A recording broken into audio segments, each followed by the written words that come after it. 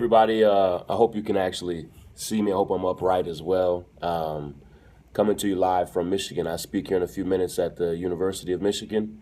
But I just watched the press conference, the Donald Trump um, uh, White House press conference from Sean Spicer.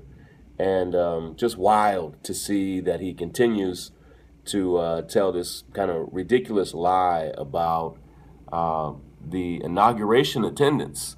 And I mean, it's just incredibly frustrating because a lie is a lie is a lie, but he continues to say that it was the most attended inauguration ever, um, which it wasn't.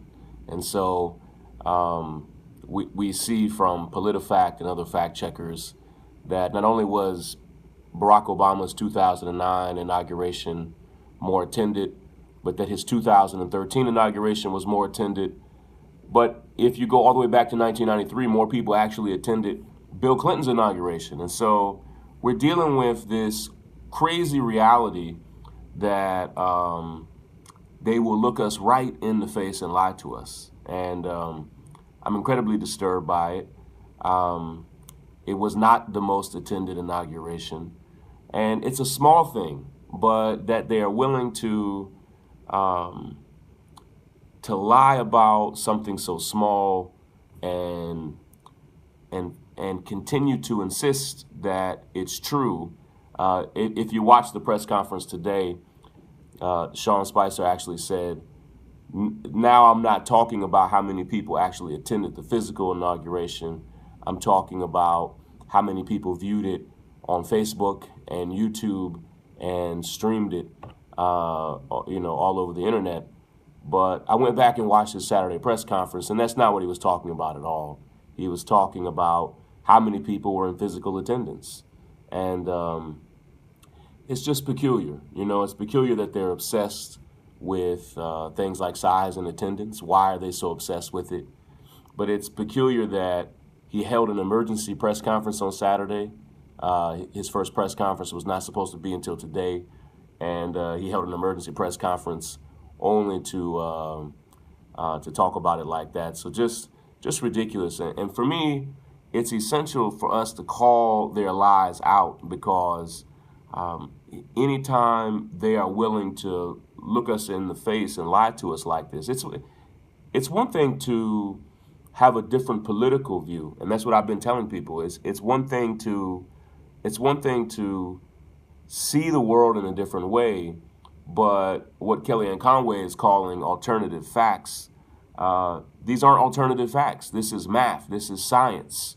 We're dealing with either this was the largest crowd or it was not.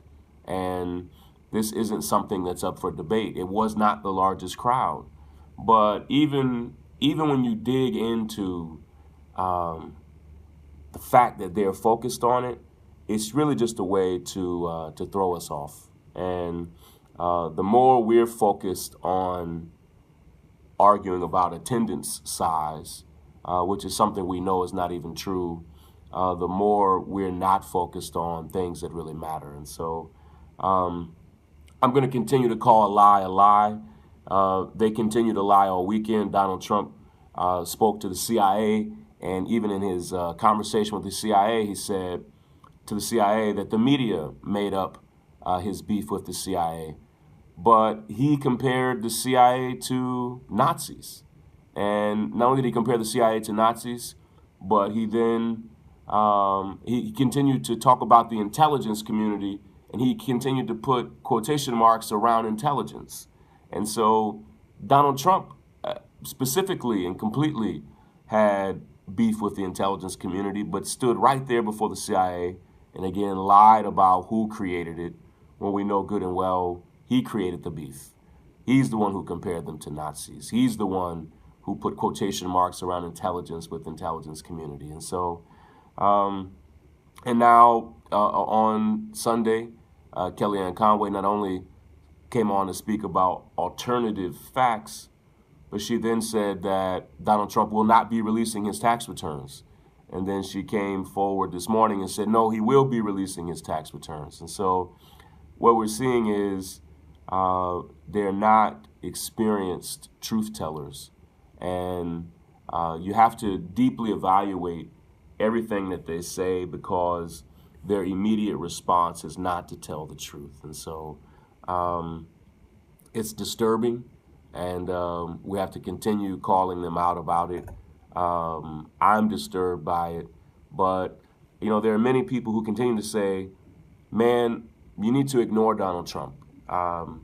I got that when he was just Donald Trump, the businessman.